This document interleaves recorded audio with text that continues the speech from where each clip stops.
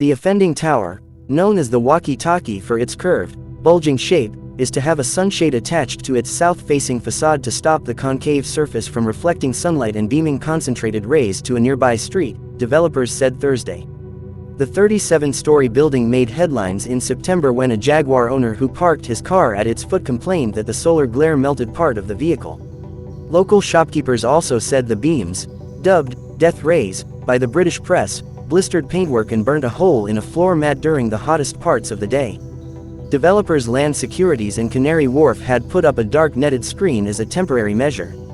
They now say they have received permission to erect a permanent sunshade of horizontal aluminum fins, which they say will solve the problem by absorbing and diffusing sunlight. The sunshade will cover much of the walkie-talkie's southern face, and will inevitably block the Thames views for the tower's occupants, to a limited extent, the developers said.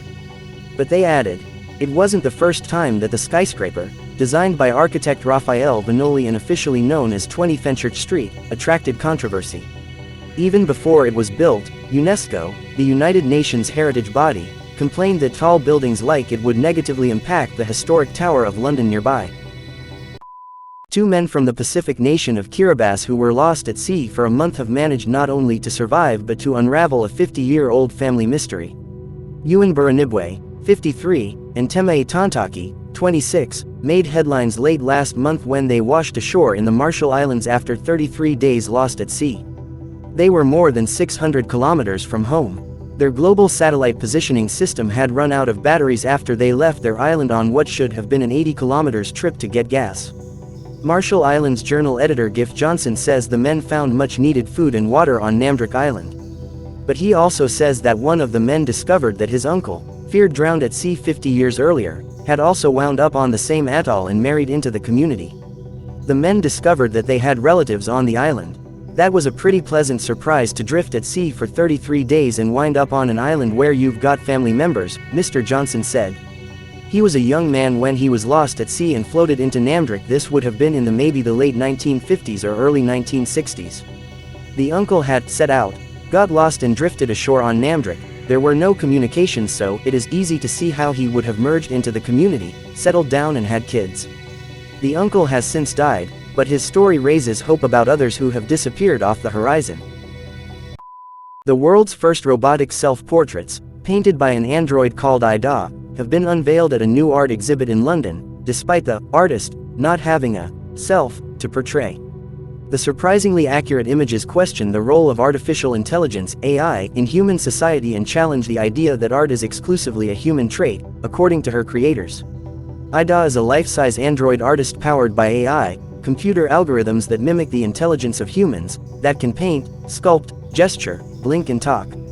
Ida is designed to look and act like a human woman with a female voice. Her head and torso look like a mannequin's and she wears a variety of different dresses and wigs, although a pair of exposed mechanical arms do give her away as robotic. A team of programmers, roboticists, art experts and psychologists from the University of Oxford and the University of Leeds in England spent 2 years, from 2017 to 2019, developing the android, according to The Guardian. She is named after Ada Lovelace, the pioneering English mathematician who is considered one of the first computer programmers. In the past, IDA's work consisted of abstract paintings based on complex mathematical models, and her first exhibition raised over $1 million in art sales, according to ArtNet. She has even given her very own TEDx talk. But now Ida has created what are believed to be the first self-portraits made by a machine. 3 of these robot selfies went on display at the Design Museum. Japanese design agency Thankyou proposed a dynamic freshness label for meat products. The hourglass-shaped label contains special ink that changes color based on the amount of ammonia emitted by the meat. The older the meat, the more ammonia it releases. Over the last year or so, Japan had been struck by a number of scandals involving food companies tampering with expiration dates. The new design keeps people honest by changing colors based on the level of ammonia the food emits as it ages. Elegant detail. When the meat is no longer suitable for sale, the ink blocks the barcode at the bottom so that it cannot be scanned at the cash register. People who have lucid dreams may generally be more insightful than other people, a study suggests. In lucid dreams, people are aware that they are dreaming. They sometimes realize this because something in the dream world doesn't make sense. This may mean that lucid dreamers have insight into their current states, said study researchers Patrick Burke and Hannah Shaw of the University of Lincoln in the United Kingdom. They realize that, despite the overwhelming reality, the only explanation must be that they are, in fact, dreaming, the researchers said. In the study, the researchers looked at 68 psychology students between the ages of 18 and 25, asking the students how often they experienced lucid dreaming. The participants were also asked to solve puzzles that consisted of 3 apparently unrelated words and a solution word that connected them all together.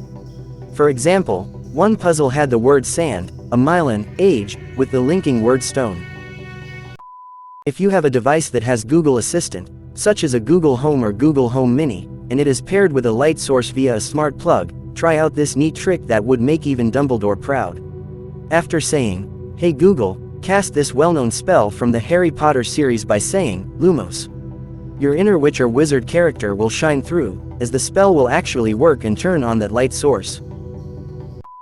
Capsula Mundi is a cultural and broad-based project, which envisions a different approach to the way we think about death.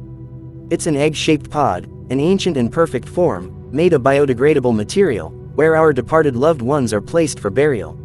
Ashes will be held in small egg-shaped biodegradable urns while bodies will be laid down in a fetal position in larger pods. The capsula will then be buried as a seed in the earth.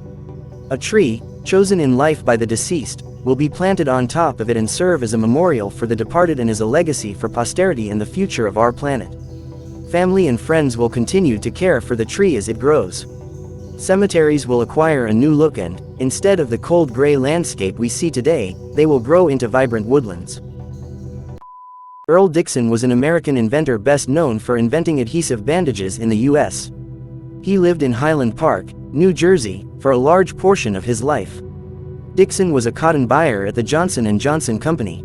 His wife, Josephine Knight, often cut herself while doing housework and cooking. Dixon found that gauze placed on a wound with tape did not stay on her active fingers. In 1920, he placed squares of gauze in intervals on a roll of tape, held in place with crinoline. James Wood Johnson, his boss, liked the idea and put it into production. In 1924, Johnson & Johnson installed machines to mass-produce the once handmade bandages. Following the commercial success of his design, Dixon was promoted to vice president. Lewis Hamilton's victory in the Russian Grand Prix has made him the first driver in the history of Formula One to score 100 victories. He took his first win in only his 6th start after making his debut for McLaren in 2007. Since that breakthrough, he has scored at least one win every year, a streak that has lasted for 15 consecutive seasons. Only once in his career has Hamilton won just one race in a season. This was in 2013, his first year at Mercedes after leaving McLaren. However, that change of teams, the only move Hamilton has made during his career, delivered enormously in the seasons which followed. He has scored at least 9 wins in each of the seasons since. In 2020, Hamilton took the record for most Formula One victories in a career. Michael Schumacher, who took the record in 2001, had 91 wins to his name by the time he retired from F1 at the end of 2012. He clinched his 100th win from 4th on the grid at the Sochi Autodrome. He was running behind leader Lando Norris in the closing stages when a rainstorm hit the track. While Norris stayed out on slicks and eventually spun, Hamilton switched to intermediate tires and claimed the victory. "It's taken a long time to obviously get to 100, said Hamilton after the race. "I wasn't even sure whether or not it would come." Like other alchemists of the time, Brand searched for the Philosopher's Stone, a substance that supposedly transformed base metals like lead into gold. By the time his first wife died, he had exhausted her money on this pursuit. He then married his second wife Margaretha, a wealthy widow whose financial resources allowed him to continue the search. Like many before him, he was interested in water and tried combining it with various other materials, in hundreds of combinations. He had seen for instance a recipe in a book 400 Ozerlinson Chemisch process by F.T. Kessler of Strasbourg for using alum, saltpeter potassium nitrate, and concentrated urine to turn base metals into silver. Around 1669 he heated residues from boiled down urine on his furnace until the retort was red hot, where all of a sudden glowing fumes filled it and liquid dripped out, bursting into flames. He could catch the liquid in a jar and cover it, where it solidified and continued to give off a pale green glow. What he collected was phosphorus, which he named from the Greek word for light-bearing, or light-bearer. Phosphorus must have been awe-inspiring to an alchemist. It was a product of man, and seeming to glow with a life force that did not diminish over time and did not need re-exposure to light like the previously discovered Bologna stone.